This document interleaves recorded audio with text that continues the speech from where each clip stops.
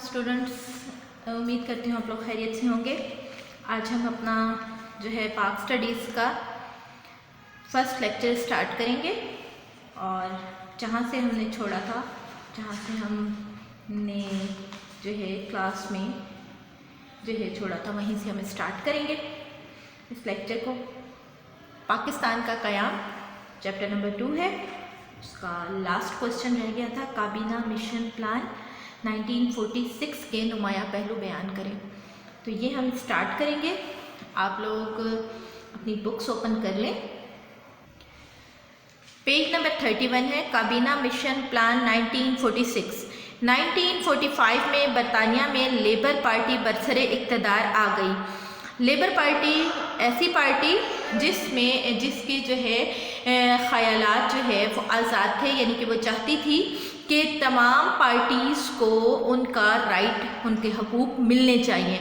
तो जैसे ही ये पार्टी बरसरे इक़्तिदार आई, बरतानवी वज़ीर आज़म लॉर्ड इटैली ने हिंदुस्तान में बढ़ती हुई सियासी बेचैनी के पेश नज़र काबीना मिशन भेजा। यानी लॉर्ड इटैली को महसूस हुआ कि हिंदुस्तान में मुसलमानों और हिंदुओं के दरमियान एक वसी खलीज है और उनके दरमियान एक गैप है और सियासी बेचैनी है। इस सियासी बेचैनी को ख़त्म करने के लिए उसने एक मिशन भेजा। इस मिशन के दो बुनियादी मकासद थे। पहला, हिंदुस्तान की दस्तूरी हैसियत और हुकूमत की शक्ल को वाज़े करना, यानी कि जो हुकूमत है उसकी शक्ल क्या होगी, कौन से कानून होंगे, उनको वाज़े कर देना। दूसरा, मुसलमानों और हिंदुओं के दरमियान जो नफ़रतों की खलीज है, यानी उन दोनों को एक दूसरे के करीब लेकर आना, उनकी नफ़रतों को कम करना।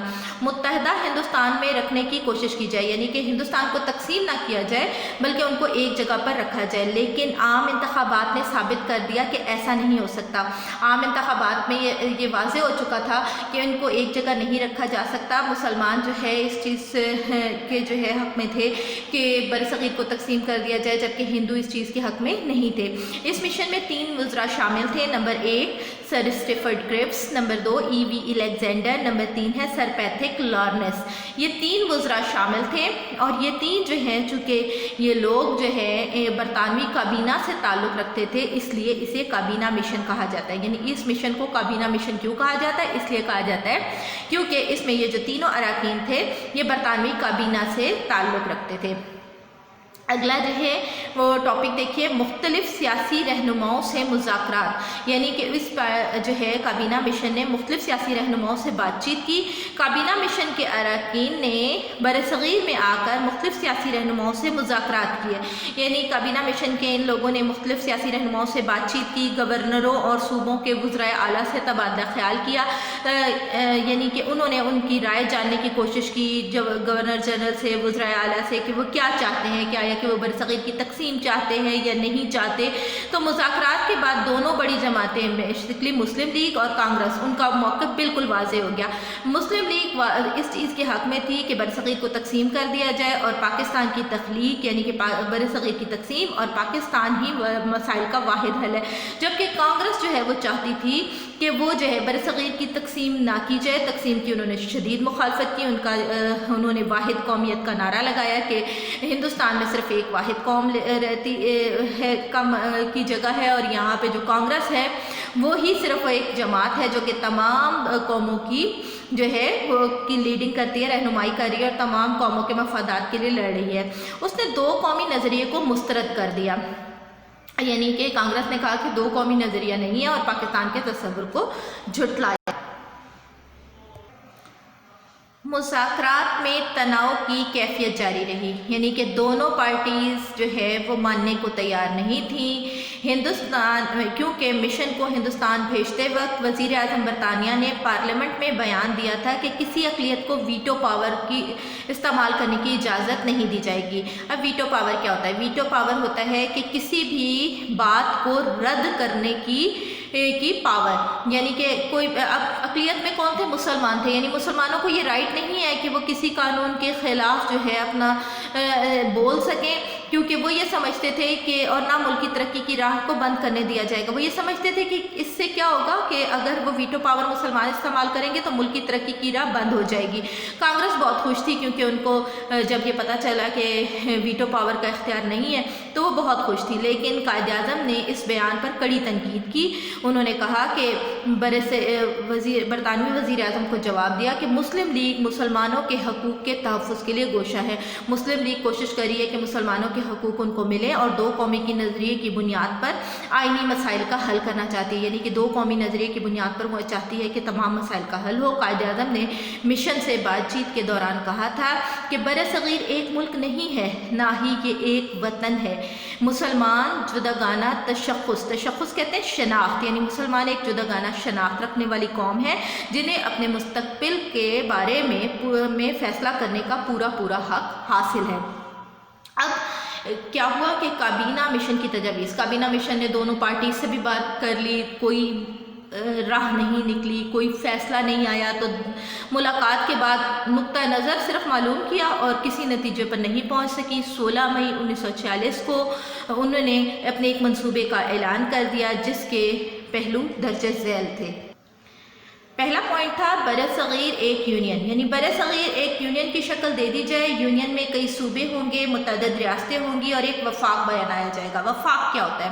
یعنی جس طرح ایک مرکزی حکومت ہوتی ہے، اس مرکزی حکومت یعنی یہ ایک مرکزی حکومت ہے، اس مرکزی حکومت کے ساتھ جو ہے تمام صوبے جڑے ہوئے ہیں. جیسے کہ اسلام آباد ہے مرکزی حکومت اور چاروں صوبے اس سے جڑے ہوئے ہیں. اسی طرح ایک وفاق بنایا جائے اور مرکز کے پاس یعنی اس مرکز کے پاس کیا اختیارات ہوں گے؟ دفاع یعنی ملک کا دفاع کرنا، امور خارجہ دوسرے ممالک سے تعلقات قائم کرنا، مواصلات ذرائع آمد و رفت بھی ہوتے ہیں اس میں، ٹیلی فون دوسروں کے ساتھ رابطے رکھنا، اس میں محکمے اس کے پاس ہوں گے. مرکز کو محصولات عائد کرنے کا اختیار ہوگا. محصولات کیا ہوتے ہیں؟ ٹیکسز، یعنی مرکز جو ہے وہ کسی بھی صوبے پر ٹیکس لگا سکتی ہے اور باقی تمام اختیارات صوبہ کے حوالے کر دیے جائیں گے. اب اگلا پوائنٹ کیا تھا؟ صوبائی گروپوں کی تشکیل. صوبوں کو درجہ ذیل 3 گروپوں میں تقسیم کیا جائے گا. نمبر 1 گروپ اے ممبئی، مدراس، یو پی، بہار، اڑیسہ، سی پی. اب یہ دیکھیں یہ تمام وہ صوبے ہیں جو کہ بھارت میں شامل ہیں. نمبر 2 گروپ دیکھیں، گروپ بی پنجاب، سرحد، سندھ. یہ وہ صوبے ہیں جو کہ پاکستان میں شامل ہیں. گروپ سی میں کیا تھا؟ بنگال اور آسام، یعنی یہ بنگلہ دیش میں شامل ہے. یہ ایک نئی نوعیت کا وفاق تھا. وفاق کیا؟ ملنا، یعنی ایک نئی نوعیت کا وفاق تھا جس میں مرکزی تنظیم یعنی مرکز ہے، پھر صوبائی تنظیم صوبوں کے اختیارات ہیں، پھر گروپ تنظیم. گروپ میں کون ہوں گے؟ مسلمان اور ہندو. ان میں گروپ تنظیم بھی بنائی جائے گی. مرکز اور صوبوں کے اختیارات تو کابینہ مشن نے تجویز کر دیے تھے. اوپر ہم پڑھ چکے تھے کہ ان کو کیا کیا اختیارات حاصل ہیں مرکز کے پاس، ٹھیک ہے، یہ اختیارات انہوں نے واضح کر دیے تھے.